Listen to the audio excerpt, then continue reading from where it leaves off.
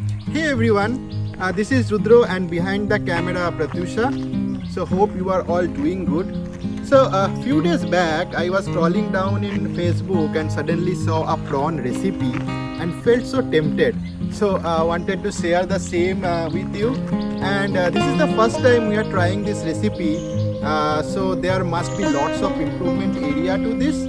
So try it in your kitchen and do let us know how it turned out. Also, where should we modify it? And let's start with it.